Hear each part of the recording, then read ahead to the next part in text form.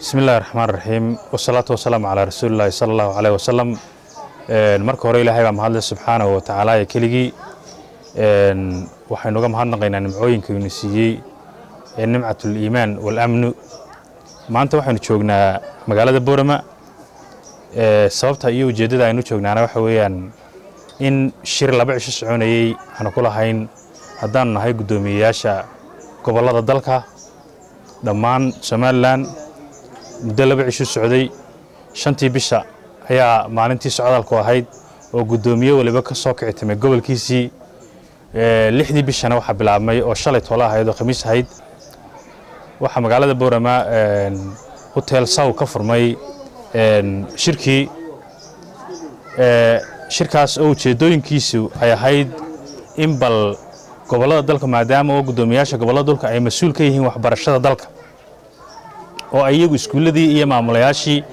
ay mas'uul ka yihiin oo ay uga hooseeyaan mas'uuliyiinta kale ee wasaaradda haday yihiin agaasimo waxeedada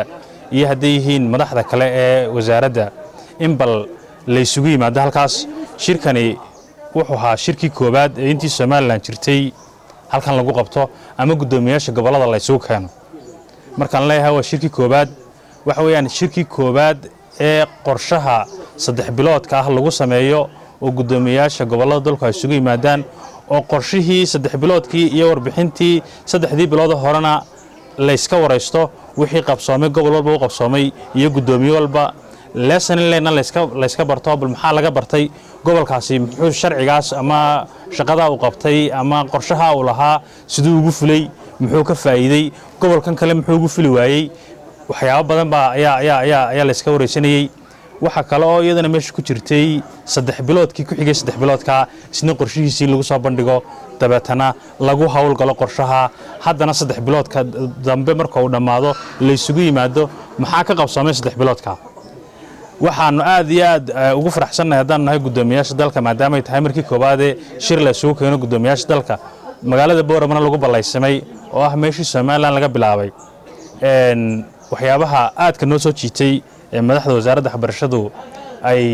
nagu wargeliyeen waxa weeyaan in shirkani socon doono 3 bilood kastana magaalo la tagi doono ama gobol la tagi doono waa arin aad iyo aad u cajiiba la iskuna wareysan doono waxa aad markii hore shir baa la isugu yimaadaa shaqadii baa laga soo qoraacaya shaqadii baa la tagaya madaxdu wasaaraddu shaqadii bay tagayaan waxyaabahaas oo dhan waa laga oo kaliya ta shirka iyo ujeedooyinkiisa oo ah bal sidii waxbarashada loo kobcin lahaa oo loo tayeyn lahaa oo loo horumarin lahaa ayaa la isugu yimid iyo qorshayaashii wixii fulay iyo waxaan fulin sababtay u fuli waayeen iyo siday ku fuli karaan marka shir waxyaabaha daaranaabo ahaa shirkani waa shir kii markii ugu horeysay halkan ka dhacay aad iyo aadna waan u soo dhaweynaa haddaan nahay gudoomiyaasha gobolada dalka waxaananu aad iyo aad uga faa'iideysanay bal gobol waliba wax sida uu shaqooyinka u qabto iyo waxaan is wadaarsanay waa aragnimadii waan uga mahadnaqaynaa madaxda wasaaradda aad iyo aad baan uga mahadnaqaynaa agaasimaha guud wasiir ku-xigeenka iyo wasiirka wasaaradda oo ah hoggaanka ugu sarreeya wasaaradda waxbarashada oo ah hayin iyo waay arag waxbarasho oo waxyaabo badan oo aanu tabaynay gudoomiyaal ahaan si aad iyo aad u fudud noola fahmay mudane gudoomiye aad iyo aad baad mahadsantahay dhawaan waxaan geli doonaa waxa bilaabmi doona imtixaanadii shahaadiga ahaa ee fasalada afraad ee dugsiga sare iyo fasalada sideedaad ee dugsiga dhexe maxaad fariinaad u diraysaa ardayda galaysa imtixaanka بسم الله الرحمن الرحيم كل وحيابها أنا هلكن كوهيني وحكمد هيد إن أرضيدا أيركا امتحانات كشهادة جلسة يفهم فردا إن أنا سنة كان سوق بجبيني أرضيدي بوديسي دالك أوردنا لجسي في أرضي دنبو بودي أنا تشيرين سنة كان وحي كدنبيا أرضي ولا بنا أوتوبتيسي هايستو إن شاء الله هنا هدي أرنتا سون نقطة عدي مركز سوق لسه أما طلابة عدي دي بسوق لسه عقابته ده لمرين دون إن شاء الله ardaydu waxaan leeyahay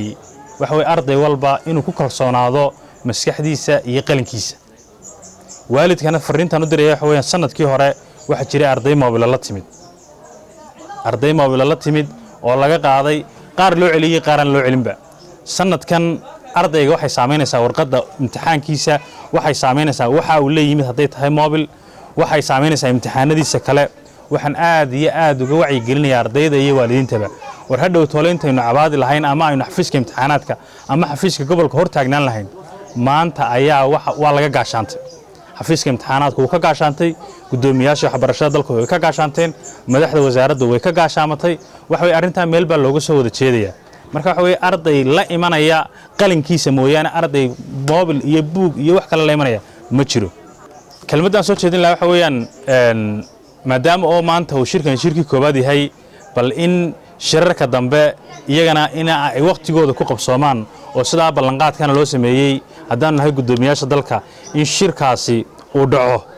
oo 3 bilood kaste marka uu dhamaado la isku yimaado intaasaan soo jeedin lahaa waana ku mahadsan yihiin madaxda wasaaraddu inay garteen